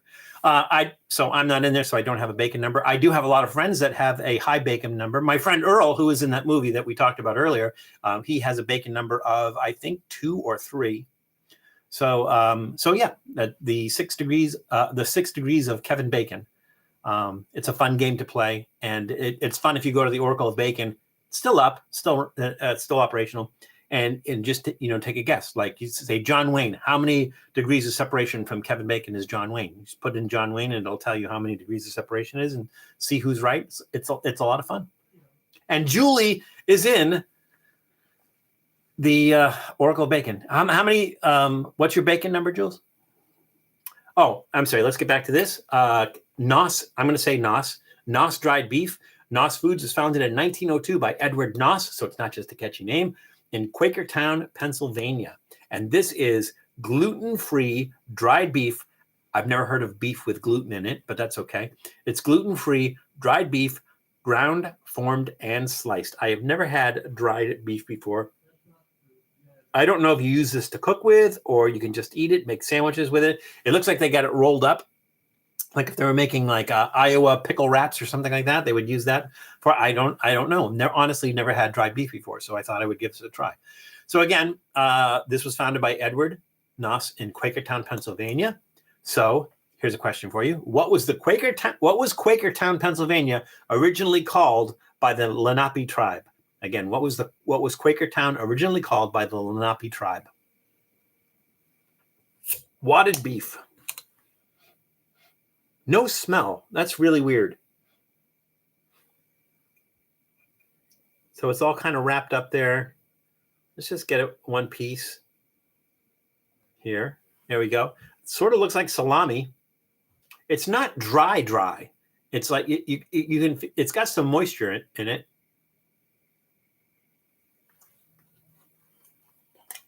It's salty. Now you tell me. I just put it in my mouth. We'll find out. Lid goes on really nice. It is salty. The salt comes in afterwards. That's probably what they used to dry it with. It gets saltier. The more you eat it, the more salty it gets. Are you supposed to soak it in something to get the salt out?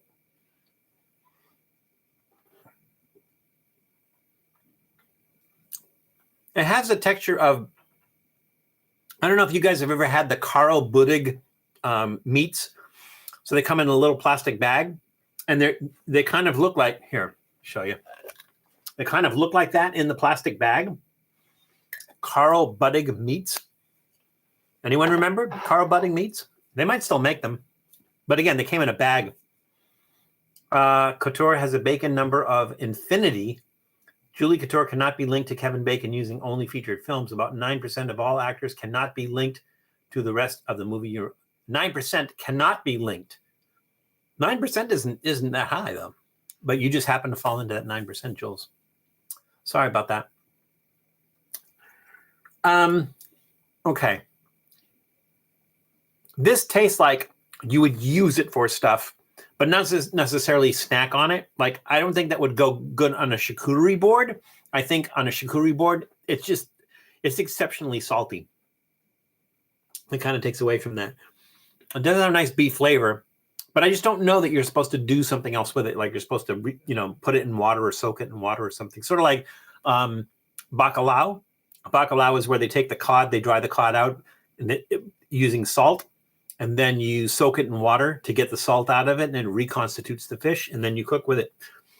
So I'm wondering if it's something like that. But it does have some moisture to it still. It's not like it's completely dry. Like if you ever see bacalao when you buy it, before you prepare it, it's like lutefisk. It's like tree bark. It's hard. There's no moisture in it whatsoever, and so you soak it to reconstitute it. I don't know if this is similar because, like I said, it's not. It's kind of soft, but it is salty. I don't know. I'm gonna say that you're probably supposed to use it for things like when you're cooking stuff, like or putting it on a pizza or something like that. I think you're supposed to do something else with it and not just eat it right out of the jar.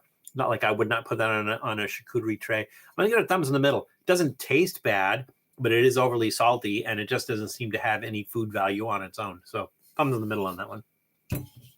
I think you use it for cream chip beef. I think cream chip beef though is thicker. I think it's thicker. I don't know. Oh, Julie says definitely. So maybe. You used to eat budding meats and sandwiches. Yeah, me too, Janice. So that's why I was asking about that, because my mom used to buy the budding meats in the bags. All righty. The question was, what was Quakertown originally called by the Lenape tribe? And let's see. Icehan said, ugly, nasty European town. Unfortunately, it's in Pennsylvania, so they would not have called it that. It was called the Great Swamp. The Great Swamp is what the name was. I don't know if you were looking for the Native American name for it, but they called it what translates to the Great Swamp. Translation is kind of a funny thing. I have a friend, her name is Mary Winters. She has a cafe called the Adobe Cafe in Taos, Pueblo. So her family has had a place in the Pueblo. The Pueblo is this big block of homes that's all in this. It's all in. They all connected together in this one big block, and they are just blocks. They're just blocks that are connected. It's about 1,000 years old. I think about 1,000 years, over 1,000 years old. And her family has had a place in it for the longest time. So she's part of the Taos tribe. And her name is Mary Winters. And the reason her name is Mary Winters is because it's either her father or her grandfather. His Indian name translated in English to hunts in winter. So he got the last name Winters in English. So it's kind of funny how that works out like that. I like it right out of the jar, but I'm someone that needs more salt than the average person. Yeah, it almost like the salt kind of does something to your tongue there too. So, all right, let's see. What do we got? We got 2 left. Okay. Let's do this one next. This is the big family size bag. Jules, do you remember we got this? Was that 5? Was it Five Below? I think we got this at Five Below. The company is called LesserEvil. This is so maybe their other products are worse, and this is the lesser of the 2 evils. This is LesserEvil Hyperspace Hot Onion Moonions. That's a lot to say. They're like onion rings, but they're made from corn, and they taste like onion, and they're hot. That's the closest I can figure. Yeah, fancy Funyuns. I think you're exactly right on the nose there. Fancy Funyuns and probably cheaper Funyuns. CVS? Okay, CVS. LesserEvil was founded in 2004 by Michael Sands in Tuckahoe, New York. And again, crunchy organic corn rings, Moonions, Hyperspace hot onion with organic avocado oil. Like we care, we don't. Let's see. The last lunar landing was 50 years ago, so we figured it was time to launch back into space and elevate snacks. I'm willing to bet they did not eat these on the Apollo missions.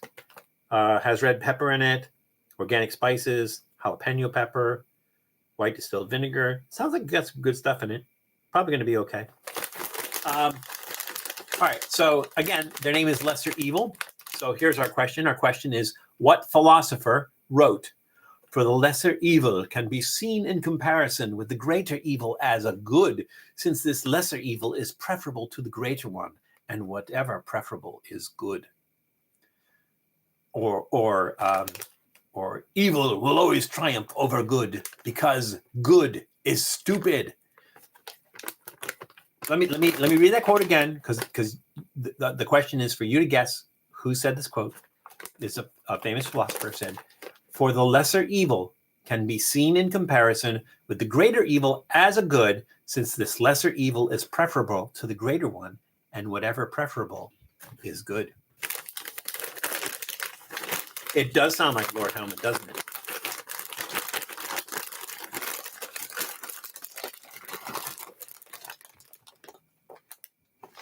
Not much of a smell.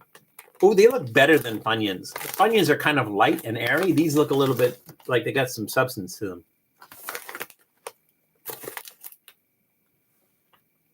There's little specks of stuff in there. Onions are that pale yellow color. Sort of the same texture. Crunch. Ooh. But there's some stuff jumping out. Ooh. Oh my God. There's little bits of hot stuff in there. Yeah. I thought it said hot, and I always say, yeah, is it really that hot? It really is. Nice texture, nice flavor, nice level of heat. I like these a lot better than Funyuns.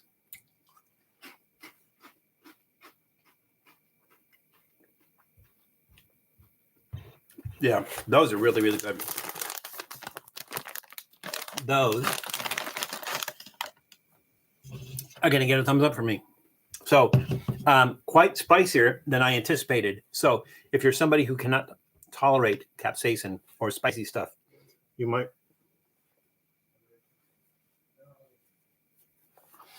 If you're somebody who can't tolerate spicy stuff, you might want to stay away from it, because it does have a burn, a certain burn to it. I like it; it's really nice, but like I said, if you're somebody who has an affinity to hot stuff, you might want to stay away from that. My subs love your open the bag from the bottom trick. There really is more flavor. There is. Look. I'll show you guys. Look right there on the side of the bag. You see all that stuff on the side of the bag? So that's seasoning, right? That's the seasoning that they put in there. And that settles to the bottom of the bag. So if you open up the bag and you're just eating off the top of it, you're not getting all those spices, all those seasonings and everything, because they actually settle to the bottom of the bag. Now, somebody has said to me one time, "Well, why don't you just shake the bag up?" I'll tell you why. Because like take a bag of chips, right? Bag of chips, they're going to put air in the bag of chips. And they put air in the bag of chips. Maybe I don't know, to help with settling or whatever, but they do put air in the bag of chips. So you, in theory, could take that bag of chips and shake it up so that you could get, turn it upside down, shake it up so that you get that seasoning all the way through the chips. But in doing so, you're going to break up the chips and they're not going to be fun to eat. So it kind of has the opposite effect. So this has the maximum amount of seasoning on it because I opened it from the bottom. By the time, if I was to sit here and eat this whole bag, by the time I get to the bottom of it, they won't be as seasoned as the top of the bag. So all the flavor is going to be in the top, especially where I'm only reviewing, like to do the review, I'm only having like two, 3 bites tops, right? And so if I had to wait till I got to the bottom of the bag to figure out what the flavor was and everything, that really wouldn't work. So I try to get the flavor within the first 3 bites or so. And that's why I open it from the bottom. But it's funny because anybody, like, I'm sure if you would just ask Janice, why does Val open the chips from the bottom of the bag? Since she's been on every live stream, she would know why I do that. But I also do it on the episodes. If you're watching a Trippy Food episode, I'm going to open that from the bottom of the bag. Now, our question was, what philosopher wrote, For the lesser evil can be seen in comparison. I don't know why everyone uses a British accent when they do philosophers, but, he wasn't British. What philosopher wrote, For the lesser evil can be seen in comparison with the greater evil as a good, since this lesser evil is preferable to the greater one, and whatever is preferable is good. It was Aristotle. Not Aristotle Onassis, just plain Aristotle. Done. All right. Let's do some more housekeeping. Me, not you. It's me. I got to clean up. You're fine. All right. We're on our last snack with plenty of time to spare. So we'll have some time just to shoot the proverbial pieces. All right. So these are from Calbee. Calbee makes all kinds of stuff. Calbee makes stuff that we don't realize Calbee makes. These are from Calbee. These are hot garlic shrimp chips. New look, improved flavor. I don't remember what they used to look like, and maybe the flavor used to be terrible, and they've improved the flavor. So hopefully we're coming in on the new end, made with wild caught shrimp, which I guess is important. This is hot garlic flavored. So this is a product of Thailand, and Calbee was founded in 1949 by Takashi Matsuo in Hiroshima, Japan. So we're after post-World War II in Hiroshima, Japan. Founded in 1949 by Takashi Matsuo. And the name Calbee, where does the name come from? Where does the name Calbee originate? All right, let's try these. Again, open from the bottom. So Nashies, when you open a bag, do you open it from the bottom now?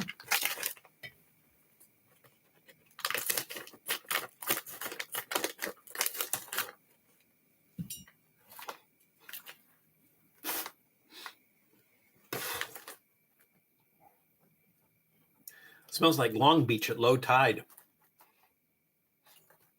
Oh, there's shrimp in here.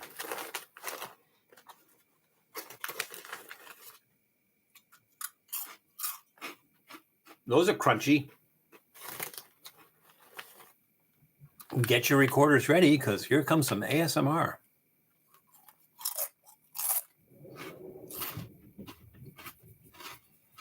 All right. The flavor of everything is off the charts here. The garlic flavor, really strong garlic flavor, really strong shrimp flavor, really strong shrimp smell. Not getting any heat yet. Doesn't mean it's not there. Just means I'm not getting it yet.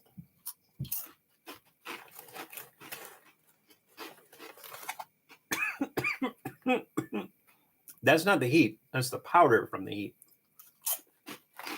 When something uses something like cayenne pepper, which is usually in powder form, it kind of sticks to the back of my throat, makes me cough. So it's not the heat that's making me cough. It's the powder kind of stuck on the back of my throat that makes me cough.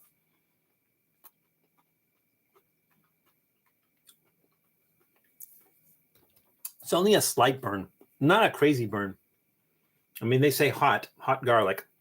I get the garlic flavor. Garlic flavor is really nice. I get the shrimp flavor. Shrimp, it's not. I say there's a shrimp smell there, but I don't mean that necessarily in a bad way. It's just that there's no mistaking that there's a shrimp smell there. Because typically, if you're making shrimp and you get that strong shrimp smell, they're not worth eating. You shouldn't eat them because the shrimp have gone bad once they have that kind of ammoniated smell. Because shrimp don't really have that strong a smell, but they do have a particular smell, and these do too.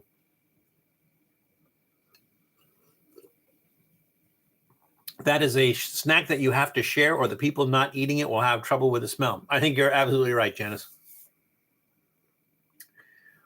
They could bring up the heat a notch.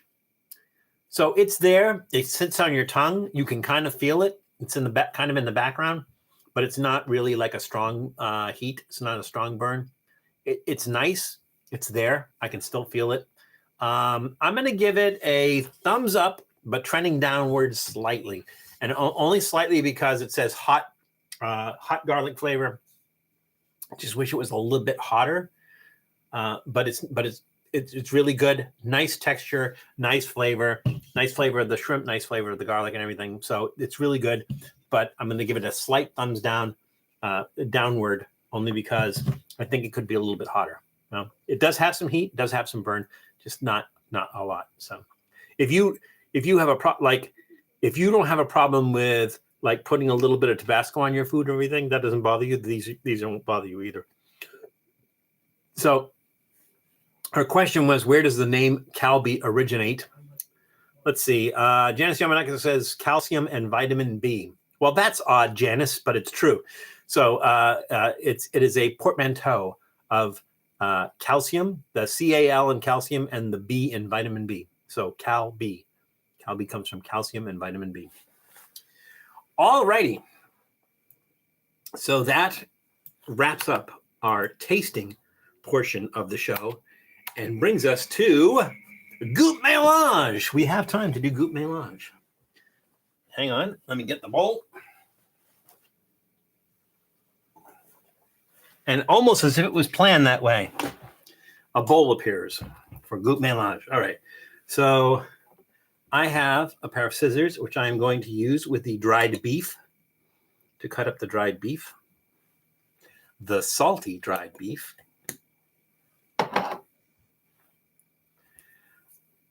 I have that bottle of Moxie. I'm not a big fan of sugary sodas. I can't eat a lot of sugary sodas because of the sweet.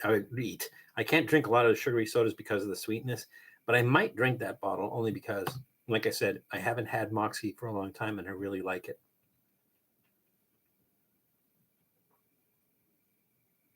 Did we ask how many people have had Moxie before? Did I ask that? All right, there we go.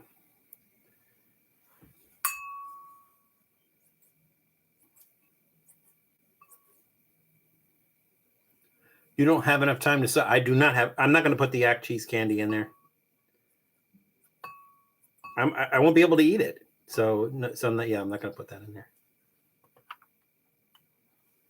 But I like I said, I am going to do an episode on it. So we're going to try a couple of different things. We're going to try putting it in the microwave.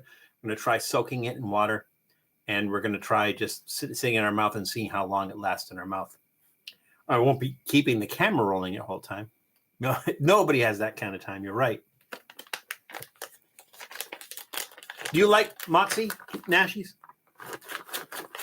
Let's see if we can get a variety of stuff here. That's a big one. Okay, let's see.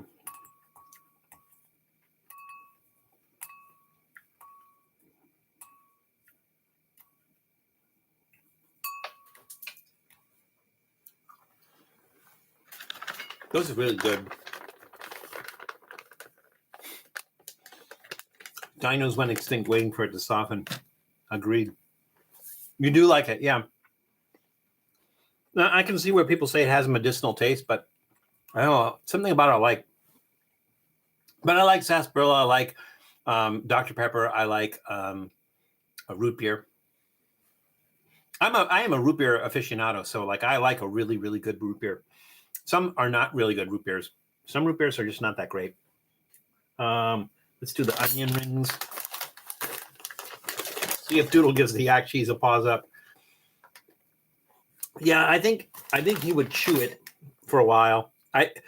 He chews bones and breaks those down, so I don't think he would have a problem with the yak cheese.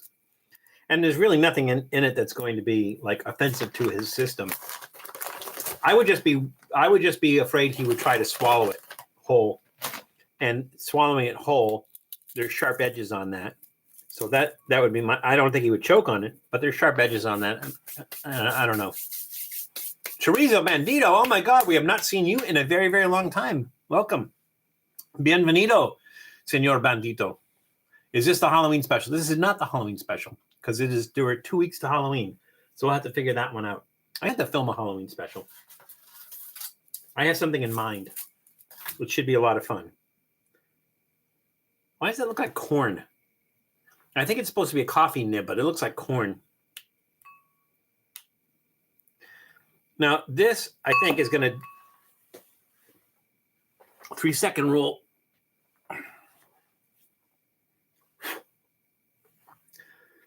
I think with the chocolate-covered coffee beans and stuff, the flavor may get lost here, but with the pistachios and the tart cherry in there, maybe it'll come out. I don't think we need a lot in there. All right, I put the shrimp chips in there. I did not put the shrimp chips in there. I thought I did because they look a lot like the hot onions. Extra flavor from the floor. So, Senor Bandito, it's good to see you again. We have not seen you in a while. I think I've seen you in a couple of comments. I think you've left a couple of comments, but I'm not seeing you on the live stream, so welcome. Albertsons here carries a particular root beer brand. Can't remember the name. Just excellent. Has a slight licorice edge. My favorite root beer that I've had is, what is it? I want to say Schleppers, and that doesn't sound right. Sprecher's root beer is outstanding. It's like my favorite root beer. Schleppers is my favorite root beer. And then hard root beers. Has anybody had hard root beers? We did an episode a long time ago. We did 3 hard root beers. We did Not Your Father's Root Beer, Best Damn Root Beer, and Coney Island. And of those 3, Coney Island was the best because it was the least. It had the least amount of alcohol flavoring. So the other 2 had like an alcohol flavoring, which took away from the flavor of the root beer. And the Coney Island, hey, Joshua Maxwell is here. You're right. Better late than never. Glad you can make it. The Coney Island was the best because it maintained that nice root beer flavor. So kind of like that. Oh, let's see. I'm going to cut some stuff up here, I think. Again, we're not going to use the cheese because ain't no one got that kind of time. But we do have our garlic and, lemon peel and garlic olives.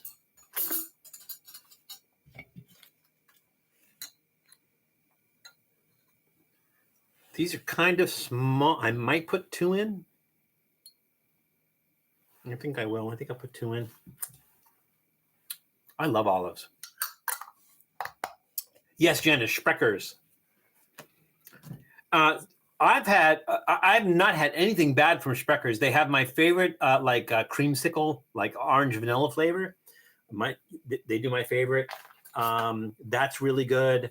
I think they do. I'm trying to remember what else I've had besides the root beer and the orange. I have had a couple of other ones. They're exceptional. They're absolutely exceptional. They're really good. Not had one that I did not like. They're excellent. And as far as ginger ale goes, my favorite ginger ale is Blenheim. So Blenheim is made, for those of you who have made that trek down I-95 through North and South Carolina, you have probably stopped at south of the border, which is just over the North Carolina border in South Carolina. It is a very, I'm going to go ahead and say tacky. It's a very tacky, borderline, I don't know if racist is the right word, but borderline stereotyping place. And behind there, and actually by the same family that owns it, behind there is where they make Blenheim. And Blenheim has a hot ginger ale that's really good. It's one of my granddaughter's favorite episodes because I kind of do a spit take. So what happens is it's a hot ginger ale. It doesn't mean it's spicy hot. It just that means it has a lot more of that ginger kick to it, and that went to my throat, and I coughed, and it looked like a spit take because I was coughing out the ginger ale, and they just loved that episode. So that was one of their favorite episodes because of that. And then I think last and not maybe least is the tuna with the carrots and peas. It's also a weird color. I don't know if it's from the carrots, like maybe they cook it all together. Like I said, I think the thing that makes it interesting though is it tastes like there's vinegar in there. All right, that should be enough. Spit ginger ale all over the place. I did, and it wasn't my house, so it was okay. It was Phil's apartment that he was letting me stay at in Watertown, Massachusetts. He no longer has that. Maybe because the Board of Health closed it because there was ginger ale spit all over the place.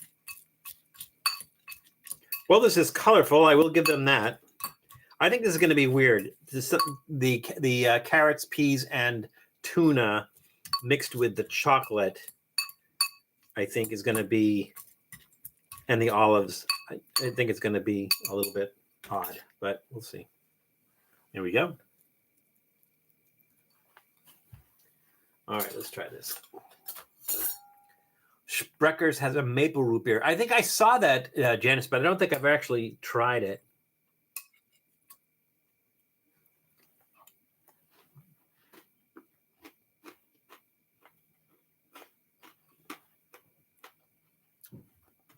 This is nice because of the crunchy stuff, the savory stuff, but the chocolate in there just kind of.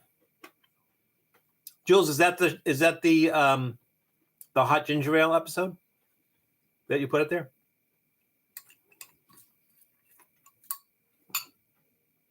Ooh, there's some sort of off taste in there.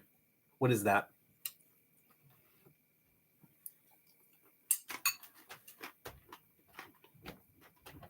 Something tastes weird in there.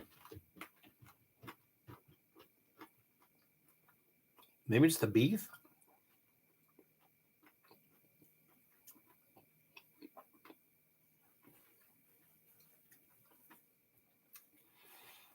Goût mélange. Oh, hell. These are things don't go together well. Oh, hell.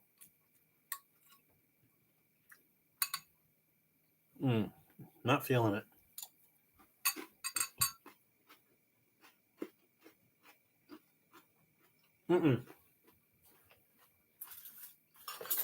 This is not working for me.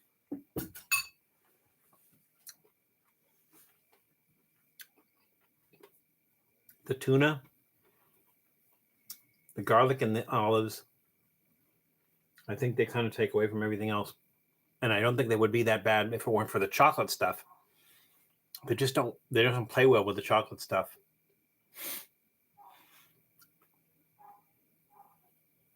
You might be right, Janice. Bad aftertaste too. Peas, carrots, and water beef. I think that would be okay. Those together, and even with the tuna, I think those would be okay together. But with the chocolate, it just takes it in another direction, and that direction is straight down. Yeah, that one's not good. That's a thumbs down. Weird aftertaste. Yeah, not liking that at all.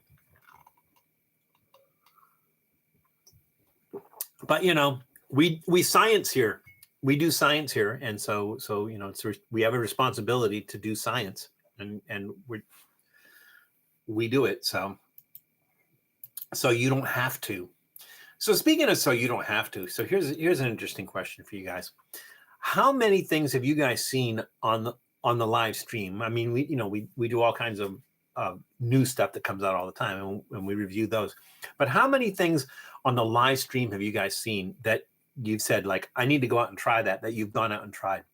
I mean, you know, I don't need an exact number and everything, but would you say that you've never tried anything that you've seen on the live stream, or that you almost always try to try something that you see on the live stream? What do you guys think?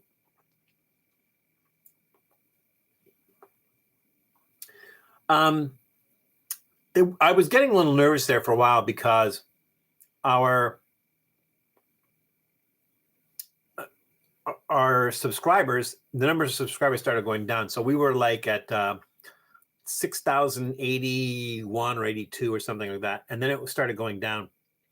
It went down to 6,078 or something like that. And it just kept on falling. Over the past week or so, it's gone back up again. So it's back around 6,082 or something. But I didn't know why. Like, I can see people losing interest in it. I can see people, you know, that sort of the end of the summer, beginning of the spring, last minute stuff to do before it starts getting cold and everything, people doing that. So I can see them losing interest in that. But to lose subscribers, a little bit odd. So I wanted to ask you guys, because our numbers go up very, very slowly. I don't mind, like I said, if there were 10 of you and we only had 10 subscribers, but we had 10 subscribers that routinely like to watch the episodes and the live streams and everything, I would still do it, and I would still do it for you. The thing is that experiences are only good if you can share them with somebody.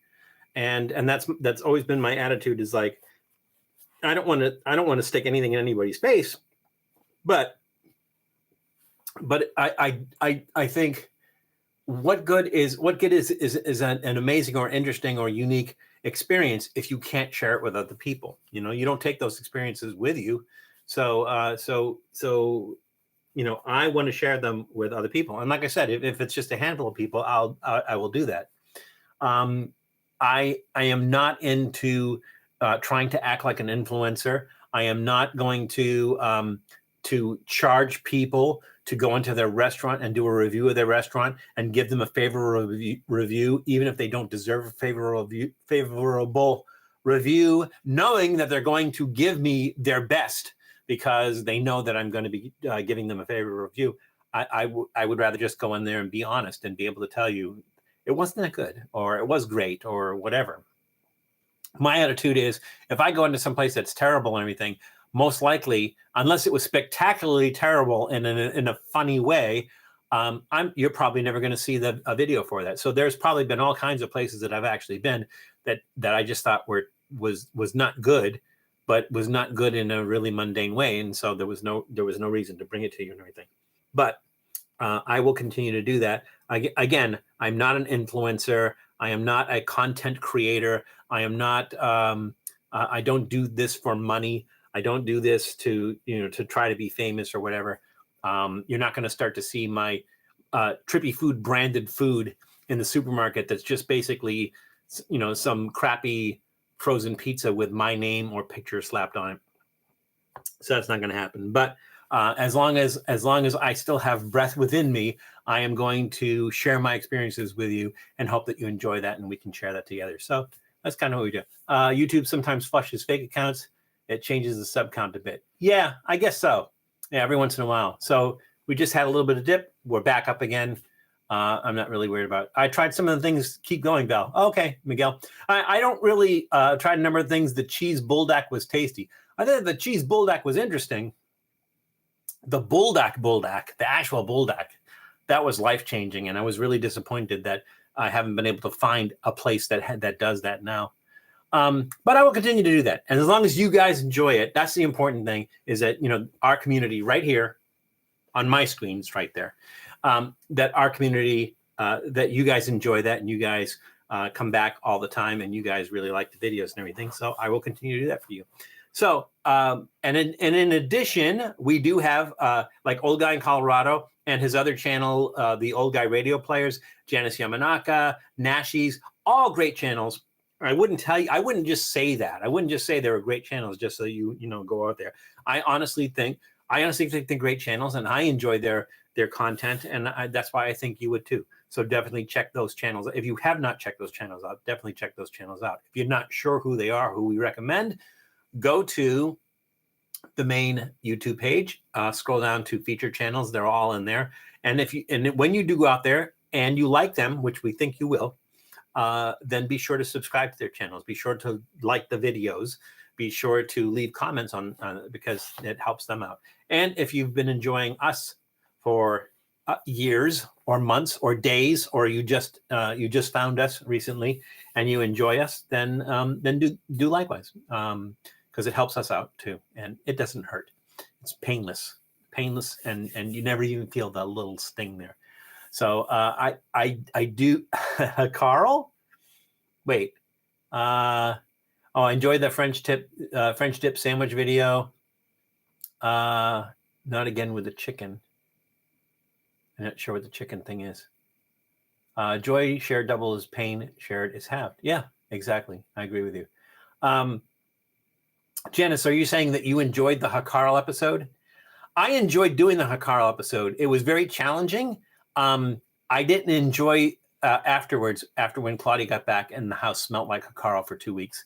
But that was a fun episode to do. So a lot of fun, and I enjoy sharing it with you. So I want to thank you all for being a part of our community, for sharing this with us, and you guys are great. I honestly mean that. You guys are great. I look forward to coming to you every week, every weekend, Thursdays for regular episodes, in between for our other episodes.